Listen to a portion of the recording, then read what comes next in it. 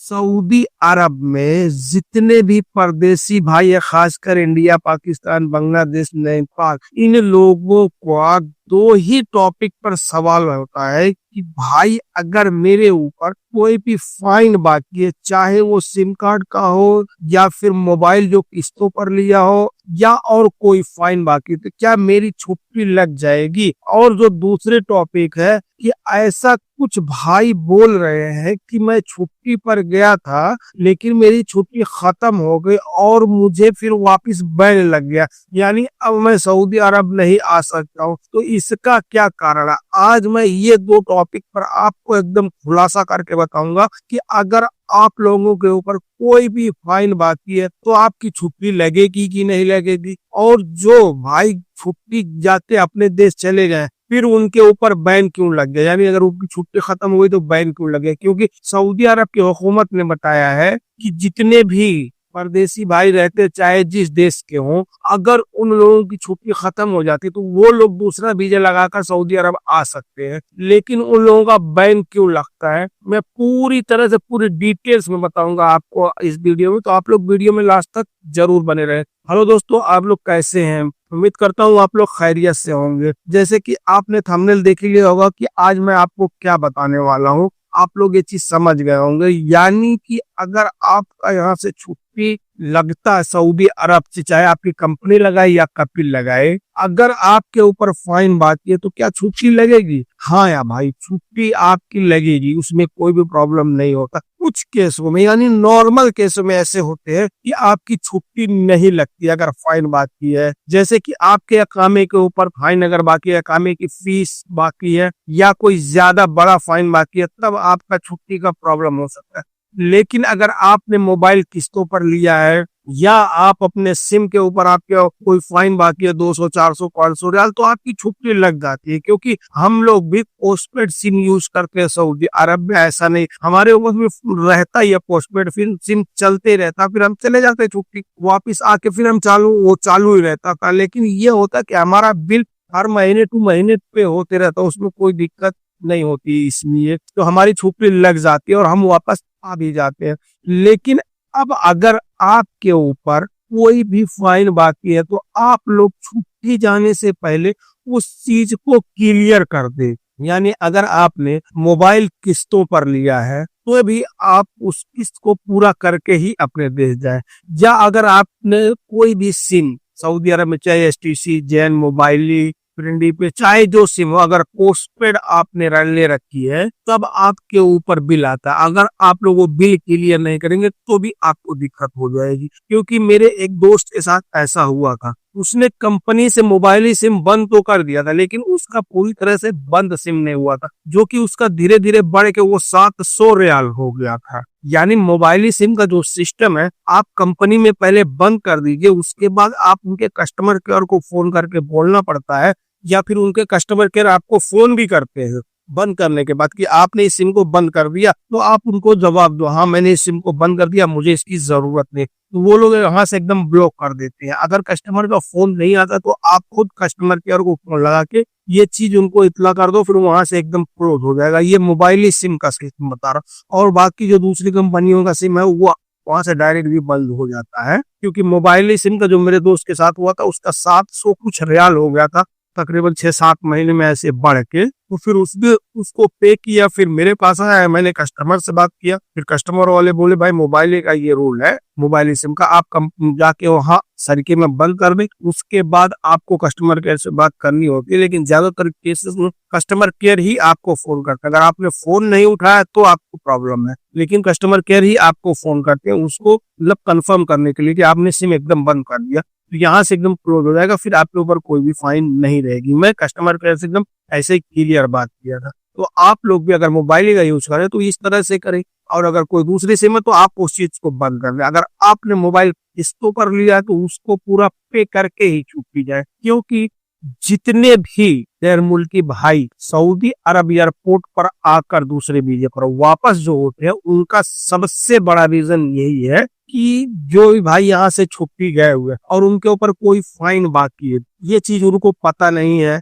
बहुत से ऐसे भाई होते हैं इनको चीज पता भी नहीं होती है कि फाइन मेरे ऊपर है, और वो छुट्टी चले गया और उसके बाद उनका दिमाग या उनका जो भी मन हुआ वो दोबारा उस वीजे पर नहीं आना चाहते, उन्होंने दूसरा वीजा लगा लिया इंडिया से और वापिस सऊदी अरब आ गए। सऊदी अरब एयरपोर्ट पे आपको रोक दिया गया कि आप सऊदी अरब में बाहर नहीं निकल सकते, आपके ऊपर ये चीज का फाइन बात या तो आप वो फाइन पे करें या तो फिर वापस जाएं। तो ऐसे केसों में बहुत से भाई ऐसे फंसे रहते हैं। तो उसका बहुत सरल सोल्यूशन है कि आप पहले ये चीज चेक कर लीजिए आपके ऊपर फाइन बाकी है कि नहीं, क्योंकि आपको ये चीज 100% जितने भी सऊदी अरब में परदेसी भाई रहते हैं उनको एक बार चेक ही कर लेना चाहिए कि मेरे ऊपर कहीं कोई फाइन तो बाकी नहीं है, क्योंकि अगर ऐसा रहेगा तो आपके साथ दिक्कत होगा। फाइन चेक करने का आपको यूट्यूब पर बहुत सारे वीडियो मिल जाएंगे, ऐसा नहीं मेरे चैनल पे मिलेंगे और लोगों को भी चैनल पे मिलेंगे, आप कहीं से भी देख सकते हैं जहां से आपकी मर्जी करे ये। लेकिन एक बार चेक करना जरूरी होता है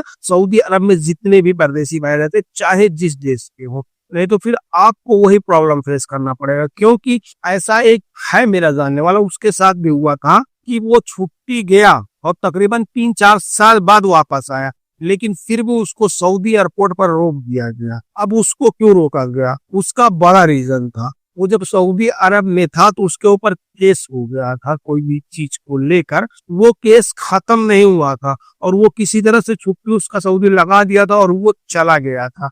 उसको क्या लगा 3-4 साल बाद जाएंगे वो चीज खत्म हो गया होगा, उसके बाद मैं सऊदी अरब में आसानी से आ जाऊंगा, लेकिन ऐसा कुछ भी नहीं। सऊदी अरब में अगर आपके ऊपर केस है पूरी लाइफ नहीं खत्म होगी, ये समझ लीजिए। जब तक आप यहाँ रह के उस चीज को खत्म नहीं करेंगे तो ही आपका वो चीज खत्म होगा, नहीं तो फिर अगर आप किसी तरह से चले भी जाते हैं तो आप दोबारा अगर आएंगे तो आपके साथ वो प्रॉब्लम फेस करना पड़ेगा, क्योंकि उसके साथ ऐसा हुआ था। वो जब दोबारा आया सऊदी एयरपोर्ट पर उसको रोक दिया गया, उसके कपिल को फोन गया कि आपने जिस आदमी को बुलाया उसके साथ ऐसा ऐसा, आप आ रहे हो एयरपोर्ट या फिर हम लोग इसका दूसरा कोई उपाय निकाले। वो सऊदी बोला ठीक है मैं एयरपोर्ट जा रहा हूँ। एयरपोर्ट वो गया सऊदी, उसको वहां से निकाल के अपनी जिम्मेदारी पर लेके आया, इसके ऊपर जो भी केस है मैं इसको खत्म करके कर दूंगा, मैं जाके देखता हूँ। उसके बाद वापस वो जिस पुलिस स्टेशन में उसका केस था वहां गया, उसके बाद वहां पर उसने उस चीज को देखा, फिर जो भी सिस्टम थे उसका जो भी था उसने खत्म किया, फिर उसका जाके खत्म हुआ। वो अभी लड़का काम कर रहा है।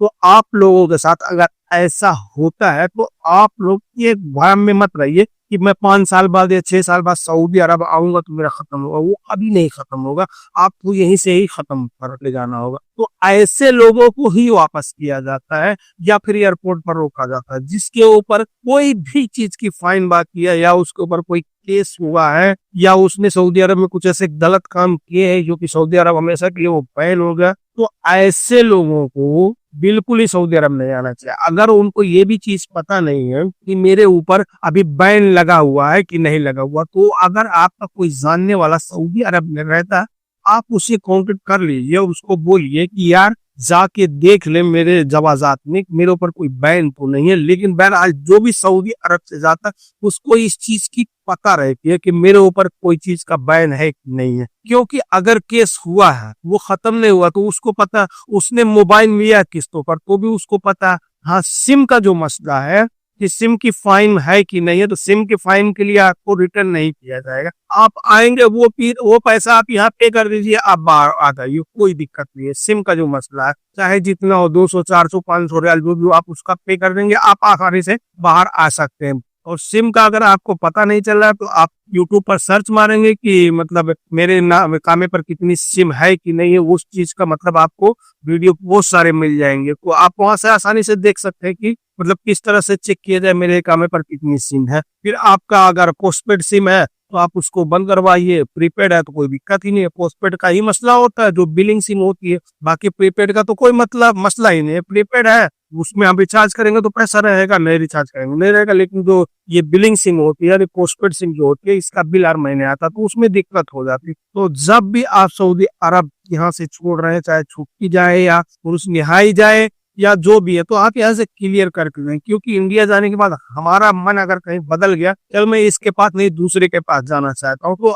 अगर मैं दूसरे के पास आऊंगा और मेरे ऊपर कोई भी फाइन नहीं ली तो मुझे एयरपोर्ट पर दिक्कत हो जाएगी। मेरा यही सजेशन है कि आप लोग उस चीज को क्लियर कर दें, उसके बाद ही मतलब सऊदी अरब से छुट्टी जाए। अगर आपको वापस आना है उसी घर में तो कोई दिक्कत नहीं है, लेकिन ज्यादातर लोग भाई यही सोचते कौन चलो यार छोड़ो, अगर ठीक रहेगा तो आएंगे, नहीं रहेगा ठीक नहीं आएंगे। कभी बाई चांस हमारे साथ कुछ प्रॉब्लम हो जाए, मैं ना आ पाऊं, उसके बाद फिर मैं दूसरे वीजे पर आने की कोशिश करूं तो भी हमें दिक्कत का सामना करना पड़ेगा। इसलिए आप जब भी सऊदी अरब छोड़ें तो आप इसका पूरा क्लियर कर ले कि मेरे ऊपर कोई फाइन तो बाकी नहीं है, या अगर कोई केस है उसको क्लियर कर ले, कोई भी प्रॉब्लम है तो वो चीज आप सॉल्व करके उसके बाद जाए, आप आसानी से आ सकते हैं। क्योंकि पी जाने पर अगर आपका चुप्पे खत्म हो जाता है तो उसमें कोई भी बैन नहीं है, आप आसानी से सऊदी अरब आ सकते हैं, उसमें कोई दिक्कत नहीं। बहुत से भाई ऐसे हैं जो आ भी गए हैं सऊदी अरब, तो इसमें बहुत से भाई ऐसा सवाल भी किए, तो आप लोगों को शायद ये चीज समझ में आ गई होगी। आप लोग अगर इस तरह से सऊदी अरब में रहेंगे और वापस भी जाएंगे तो आप आसानी से दूसरे वीजे पर भी आ सकते हो, कोई दिक्कत नहीं होगी। बस आपको ये चीज क्लियर करना होगा कि आपके ऊपर कोई केस, फाइन या कोई मोबाइल आपने किस्तों पर लिया, कोई भी चीज आपके ऊपर बाकी नहीं रहनी चाहिए। तो बस आज के लिए इतना ही, फिर मिलेंगे इंशाल्लाह किसी नेक्स्ट वीडियो में, तब तक के लिए अल्लाह हाफिज।